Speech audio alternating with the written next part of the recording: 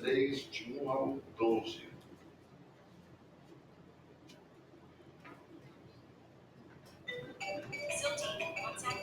Marcos 3, de 1 ao 12.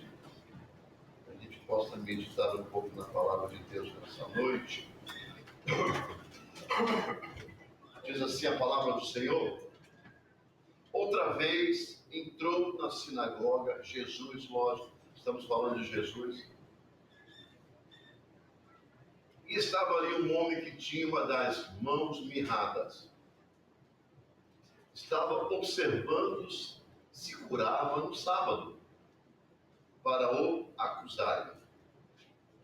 E disse o homem que tinha a mão mirrada, e disse ao homem que tinha a mão mirrada: levanta-te e vai para o meio.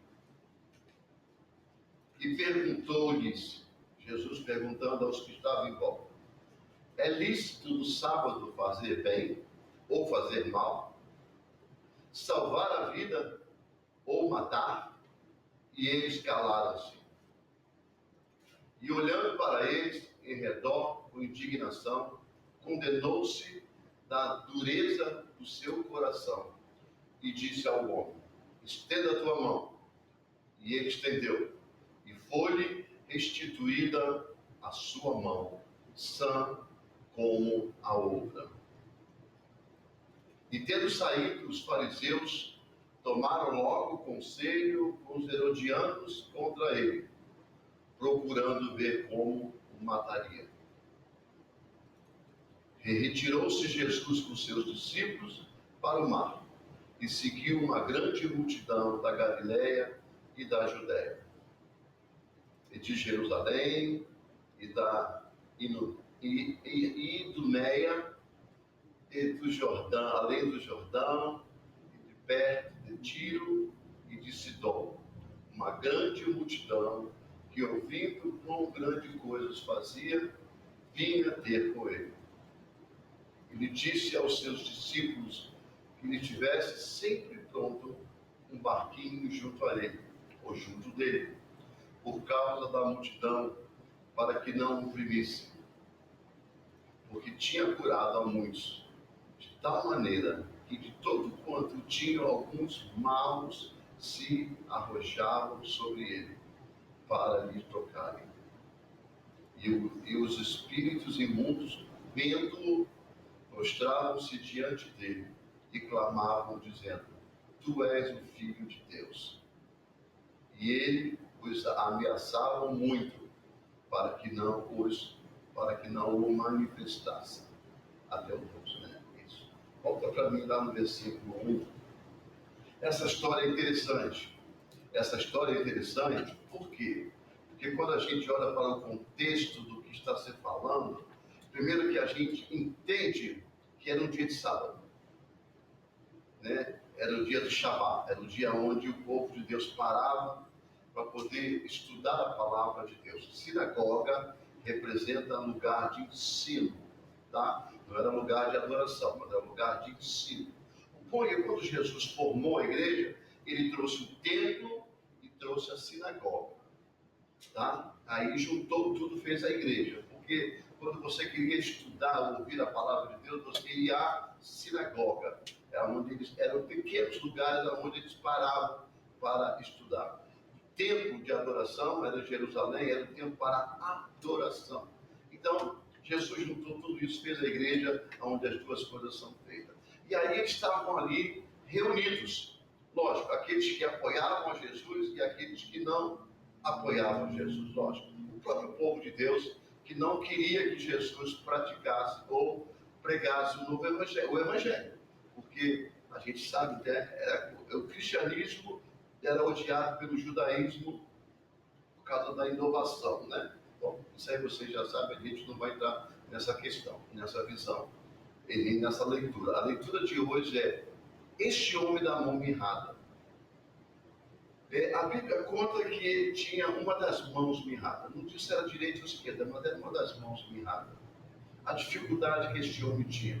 Esse homem era um homem com defeito, era um homem que era a margem da sociedade, era um homem que não podia estar apto a trabalho, porque tem as mãos mirradas, todo aquele que era aleijado era descartado da sociedade dos perfeitos, ele era condenado a andar pelas ruas, talvez como uma marca de pedinte, né? Uma pessoa que vivia pedindo, ou andava com uma capa, talvez pedindo esmola também, enfim. Era um homem marcado pelo defeito, que nós não sabemos se nasceu assim ou não, né? Pelo menos nessa versão a gente não tem dizendo que era de nascença, mas era um homem que tinha mão errada, né? Então, ele se depara com Jesus, ele entra na sinagoga onde Jesus estava, ele entra, aí Jesus começa a olhar em volta, lógico que algumas coisas estavam sendo feitas na sinagoga, pelo tempo, pelo que a gente vê ali, aí Jesus começa a olhar para todos aqueles que estavam ali. Jesus conhecia que a situação deles, a maioria, estava ali para condená-lo ou buscar algo que ele pudesse fazer de errado para condená-lo, né? Jesus entendia porque a revelação do Espírito Santo estava nele. Então ele entendia o coração das pessoas. Lá no final a gente vai entendendo que ele conhecia o coração de cada pessoa. E aí o que ele faz? Ele pega esse jovem, ele não pega esse jovem, mas ele pergunta, ele manda o jovem a ficar em pé no meio. Por que no meio? Para que todo mundo tivesse atenção, todo mundo visse o que ele estava fazendo. Porque era sábado. Sábado não se podia fazer nada, nada vezes nada, segundo a lei judaica, né? Então, Jesus pede para que ele fique no meio e questiona eles. É lícito no dia de sábado alguém fazer bem ou mal, matar ou dar vida, né? A questão dali era dizer para eles: olha, vocês servem uma religião que diz que aos sábados não pode fazer nada, mas eu pergunto a você: posso fazer bem a alguém? Posso fazer mal a alguém? Porque eu não estou trabalhando, eu estou fazendo bem a alguém. Eu não estou me divertindo, estou fazendo bem a alguém. Como eles não tinham resposta, a Bíblia diz que todos eles se calaram. Todos eles fecharam a boca e razoavam entre si.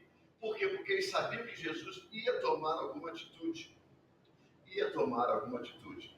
E Jesus vira para o rapaz e ministra sobre ele, diante daquelas pessoas todas que estavam ali.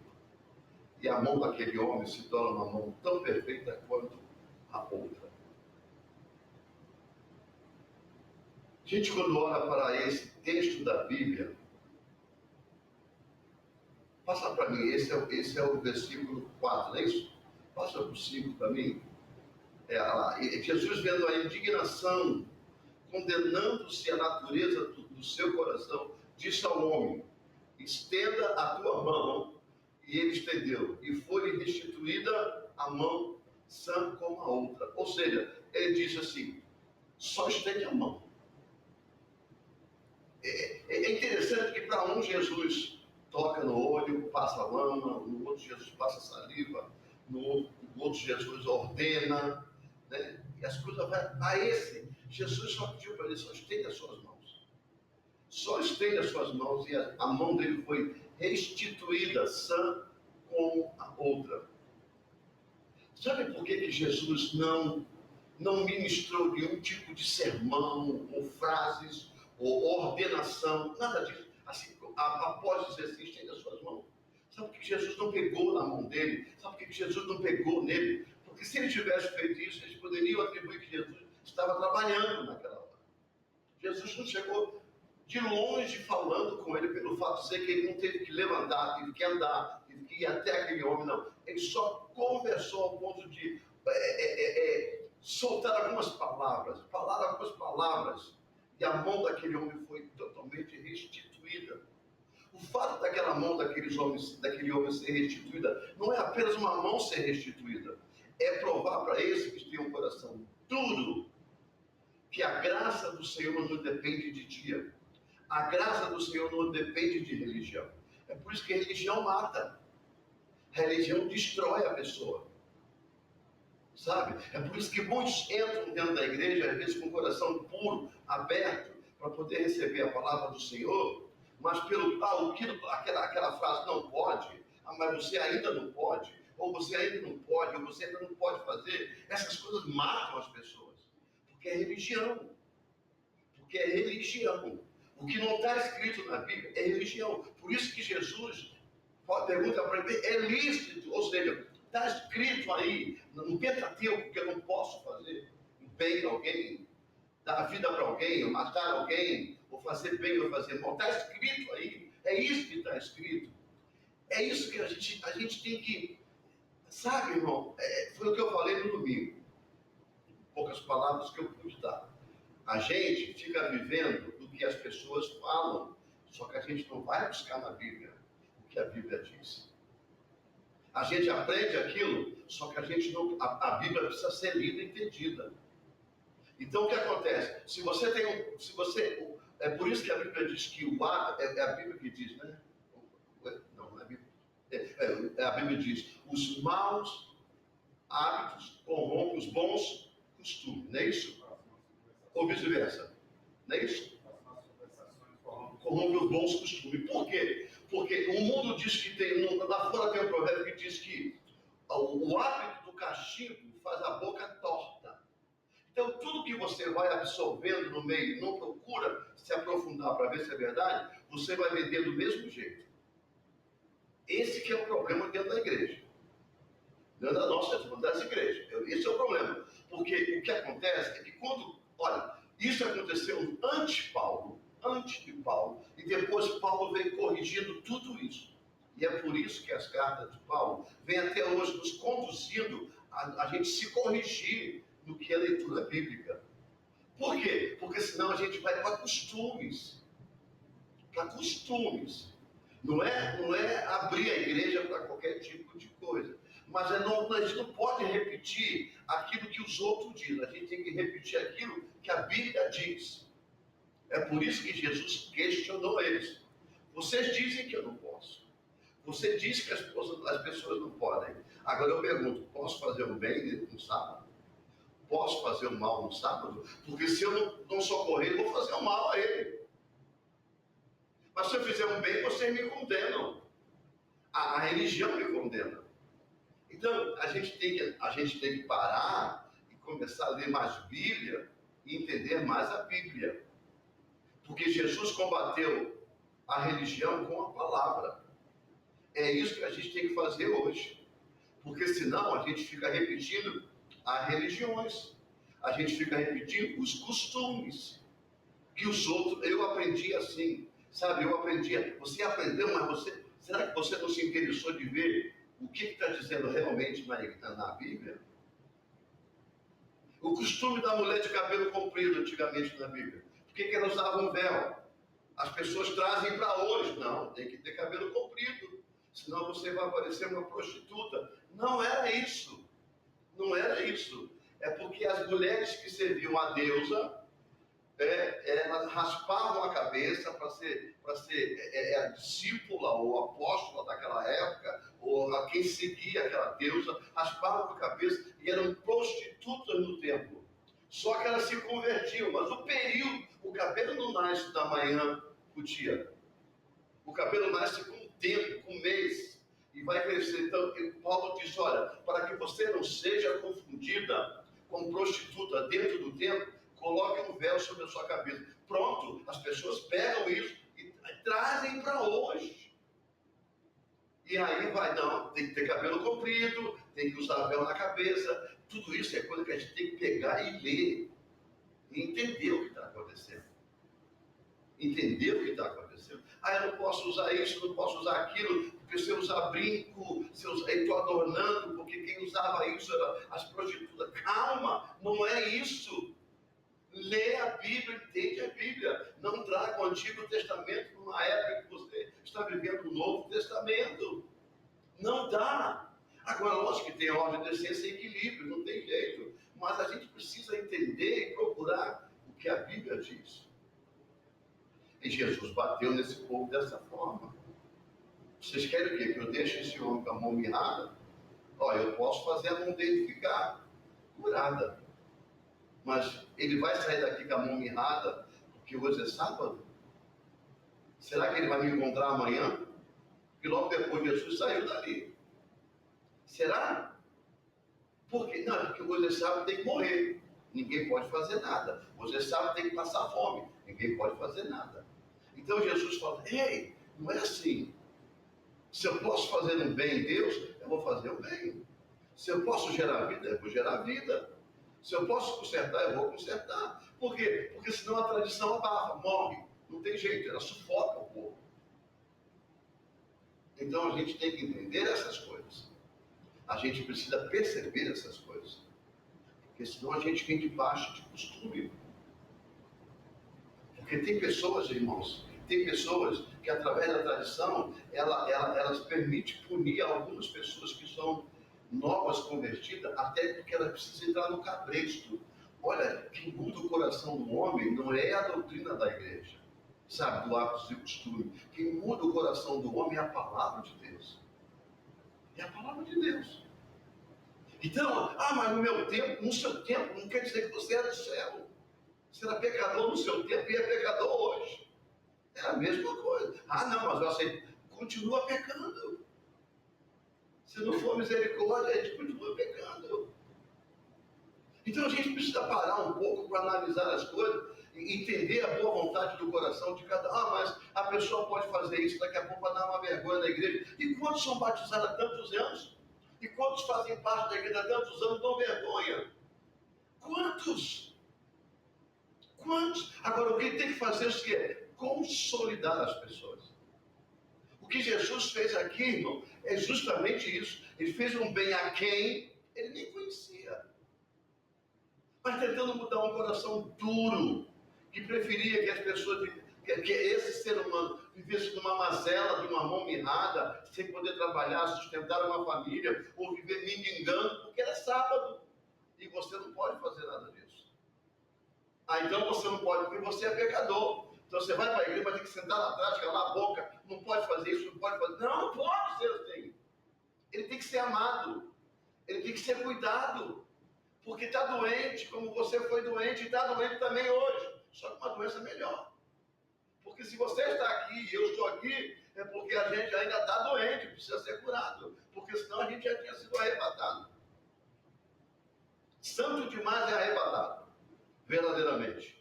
Como você não vê caso nenhum de santos demais é arrebatado. Hoje em dia, então, estamos doentes e nós estamos sendo curados. Então, o que a gente tem que fazer? Amar, cuidar, fazer que ele se sinta bem no nosso meio, para que ele possa ser consolidado no amor. No amor de quem? No amor primeiro nosso. Porque o amor de Cristo a gente só vai entender depois. Foi isso que Jesus fez com esse homem. Amou ele ao ponto de pedir a Deus, lógico, dentro da manifestação do Espírito, para curar a mão dele. Mas Jesus amou diante de todo mundo. Vocês querem que eu faça mal? Eu não posso fazer o bem porque é sábado. Olha o estado desse homem. Jesus não falou essas palavras, mas eu estou falando dentro do entendimento do texto. Olha a mão desse homem. Eu posso fazer ele feliz. Eu posso restituir esse homem à família perfeito e proporcionar a ele agora um resto de vida tranquila diante da sociedade. Mas as cabeças ruins estão se criticando. Aí tem pessoas que criticam quando a gente abraça o pecador, quando a gente abraça o irmão que tem um caminhar meio difícil, a gente dá oportunidade, a gente junta, traz para o meio. Mas vocês têm um hábito muito diferente de trabalhar. Não, mas não é o hábito diferente de trabalhar, é o amor de Cristo. É por certo que você não vai largar na mão de uma pessoa aquelas coisas que são santas da igreja. Aquilo que a Bíblia determina como santidade. Você não vai botar um carro poderoso na mão de uma criança. Mas você vai formar ele, essa criança, um homem, para ter condições de dirigir um carro constante no futuro. Mas ele precisa ser amado. Ele precisa ser parte da vida, da família de Cristo. E é isso que Jesus nos ensina. Na sinagoga, curando a mão desse homem. Quem é esse homem? Ninguém sabe. Qual é o nome desse homem? Ninguém sabe. Filho de quem é esse homem? Ninguém sabe. Ninguém sabia nem de você, nem de mim antes de a gente chegar na igreja. Mas nós fomos abraçados por Cristo. Nós fomos cuidados por Cristo. Alguém na igreja cuidou da gente também. Teve carinho conosco. Teve cuidado conosco. Nos serviu no dia que nós fomos. Sabe? Nos abraçou. nos fez sentir em casa, e por isso que nós voltamos, e por isso que nós estamos aqui. Por quê? Fomos bem recebidos. A gente precisa entender que a igreja não é o lado espiritual somente, mas é o lado humano também. Porque se a gente não se demonstrar amigo da pessoa, amar as pessoas, ter um cuidado com elas, elas não vão até chegar até Jesus.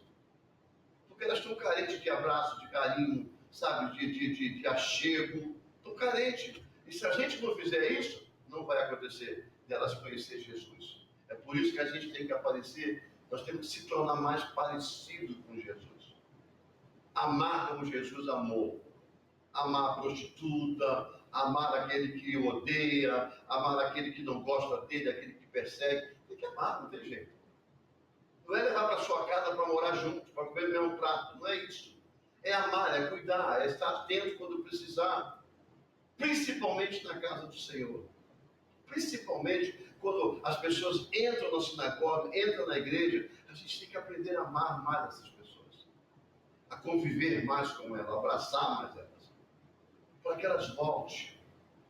A gente tem que evitar de deixar as pessoas, e alguém tem que pedir, dá um abraço do irmão que está visitando, dá um abraço da irmã que está visitando, vai até a eles, senta do lado deles, fala alguma coisa para eles, serve a eles, tenta fazer eles se sentir à vontade, porque quem fica à vontade na casa do Senhor, eu te garanto, volta, porque no mundo eles voltam no lugar onde é bom, e na casa do Senhor também voltam. E tem uma coisa, se eles voltarem, eu tenho a certeza que da segunda vez que eles voltarem, a primeira vez vai ser por causa de você e por causa de mim, ou por alguém que convida. Pelo que é. A segunda vez já não é por você nem por mim. A segunda vez é pelo Espírito de Deus. E aí vai começando a abrir o coraçãozinho deles. Abrir o coração deles. E eles vão receber o milagre do Senhor Jesus. As mãos vão ser curadas, os pés vão ser curados na igreja, as vidas serão curadas, as mentes serão curadas, as almas serão curadas, os espíritos serão curados, e a carne vai tomar o lugar dela, porque a palavra do Senhor vai entrar na vida dessa pessoa, vai curar, vai transformar, vai renovar. É o rio que a gente cantou nessa manhã, nessa tarde, ou nessa noite, não falta mais, falta eu falar madrugada, né? Nessa noite. É a água que purifica, a água que transforma. É isso que eu quero dizer para vocês nessa noite. Essa foi a revelação que eu tive quando eu li essa passagem hoje da manhã, no meu café da manhã. Eu digo, eu vou guardar esse texto e eu quero levar esse texto para a igreja. Porque às vezes, eu peço até perdão, sabe? Às vezes, porque nós temos irmãos aqui que fizeram parte de outras igrejas, né? Igrejas tradicionais do Brasil, né? Irmãos que conhecem a igreja há muito tempo. Às vezes, irmãos, a gente fala uma coisa que às vezes vai de contra aquilo que você aprendeu, aquilo que você está acostumado a ver, aquele comportamento que você está foi habituado no passado a ver. Mas acredite, é com muito temor e tremor que Deus bota no meu coração e eu falo as palavras. Eu falo as coisas, porque eu tenho certeza que Deus está dando respaldo a gente. Nós vivemos numa época diferente, irmãos. Nós vivemos num país diferente. Se a gente não trabalhar a nossa mente, se a gente não trabalhar a nossa alma em Cristo Jesus, a gente vai tentar trazer aquele, como é que eles chamam? O sofrimento do tempo de Cristo para hoje. E eu quero dizer uma coisa para você. O rudimento de Cristo de antigamente para hoje. E eu quero dizer uma coisa para você com todo carinho. Eu conheço igrejas do Brasil. Eu já fui em muita igreja pregar. Conheço desde o Marinho, lá do Fundão até a Cidade Grande. Eu conheço igreja. Não conheço a que vocês vieram. Eu conheço outras. Eu sei o que é. Eu sei que muita gente às vezes precisa de uma doutrina para permanecer na igreja. Mas nós vivemos num contexto diferente.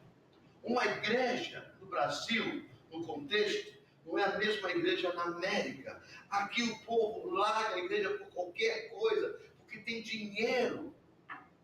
trabalha, tem tudo o que precisa. Até não é feliz, mas tem tudo o que precisa, porque trabalha. No Brasil é diferente, uma vida sacrificada. O povo tem que se agarrar mesmo e precisa de mudança. Aqui, eles abandonam de qualquer jeito. Então, o que a gente tem que mudar? A filosofia, mas não a igreja, não a Bíblia, não a moral bíblica, não a doutrina bíblica, não a palavra de Deus, mas a forma de se aproximar dessas pessoas e manter essas pessoas na igreja. Porque se a gente não fizer, a gente perde. E olha, quando Paulo diz que a gente tem que se fingir de louco para ganhar os loucos, é justamente, não é ser louco, é justamente isso. É se aproximar, se compadecer, até um ponto da gente consolidar e largar na mão do Senhor. E o Senhor entrar naquele coração e seguir transformando aquela vida. A gente tem que fazer assim. Agora imagine uma pessoa que saiu do vício da droga, vem para a casa do Senhor, o Senhor revigora, o Senhor transforma, cura, liberta, transforma em um líder monstruoso, um líder de muita presença de Deus na vida dele. Se ele chegar lá no meio dos drogados, lá na Cracolândia, e condenar todo mundo, o que ele vai arrumar para a cabeça dele? O que ele vai arrumar? Quem ele vai ganhar? Mas se ele chegar lá dentro, trazendo uma comida, uma roupa, um cuidado, uma palavra carinho, um abraço, eu tenho certeza que muitos, não vou dizer todos, muitos se chegarão e ouvirão ele. E quando ele voltar pela segunda vez, pela terceira vez, pela quarta vez, ele vai ter corações abertos para ouvir ele, porque ele sabe que vão encontrar uma palavra de carinho, refrigério, sabe? Porque senão, tem que mudar a estratégia. A gente muda. Uma igreja lá, numa outra cidade, na Flórida, não é a mesma igreja da Picanérica, é diferente. Eu tive o privilégio de conhecer umas igrejas na Flórida, que o culto não pode começar antes do sol se for, que ninguém vai. Certa vez, eu conversando com um grande líder lá do Rio de Janeiro, da Assembleia de Deus, a qual ela já está com o Senhor Jesus Cristo, que já morreu, um homem de Deus antigo, um homem velho mesmo, digo velho na idade, mas muito conhecido no métier da Assembleia de Deus do Rio de Janeiro. Ele disse, na época de carnaval, a gente não pode começar o culto antes dos bailes. A gente tem que começar o culto depois dos bailes. Na época da Copa do Mundo, a gente não pode começar o culto por menos no jogo da seleção. Senão o povo não vai. Você está entendendo, irmão? Tem gente, não, vamos começar lá, né? Não vai arrumar nada. E olha que é um homem que tem filhos pastores, igrejas, presidente do ministério, do campo. Ele diz, a gente tem que, porque senão a gente perde. A gente perde. Essas almas têm valor. E eu fiquei pensando naquela época, eu critiquei, eu digo, não, tem que começar na hora do jogo. Quem é de Deus vai. Ah, é? Você vai ver a diferença. Você vai ver a diferença, você vai ficar assustado com a diferença. Aí, depois de um tempo, eu cheguei à conclusão que, para quê? A Copa do Mundo acaba e o povo está lá. Carnaval acaba e o povo está lá. Então é melhor preservar o povo. É por isso que hoje em dia o povo vai para retiro, leva o pessoal para fora, no Rio de Janeiro. E tem gente que faz culto num dia de carnaval mesmo, no Rio de Janeiro. Não fecha mais a igreja. Mas eles proporcionam outras para poder trazer o povo de Deus, a palavra de Deus. A gente tem que ter muito olho muito aberto para as coisas, sabe? E não se fechar muito. Porque senão a gente não alcança esse povo. Se Jesus veio para cumprir a lei, e Jesus cumpriu a lei, mesmo curando esse homem da momia, porque ele cumpriu todas as leis. Mas ele só curou esse homem da momia porque essa lei não estava. Não existia lei que proibia fazer o bem e o mal, vida ou morte. Não existia lei para isso. Por isso que Jesus pôde usar isso. Mas ele cumpriu a lei. E provou que ele veio para dar vida. Ele veio para curar, para transformar, para abraçar, para amar, para cuidar. Que seja assim na nossa vida também. Que sejamos iguais a Jesus. Sabe? Entender as pessoas, não desistir delas, entender, respeitá-las e tentar, né, integrar um corpo. Agora, se ela disser para você, não, eu não quero ir, aí não tem mais jeito, não é verdade? Aí não tem jeito. Quando ela diz não quero, não tem. Mas quando ela não estiver dizendo que não quer, a gente vai trabalhando na vida dela. Porque o Senhor é capaz de curar e transformar essas vidas. Em nome do Senhor Jesus. Amém?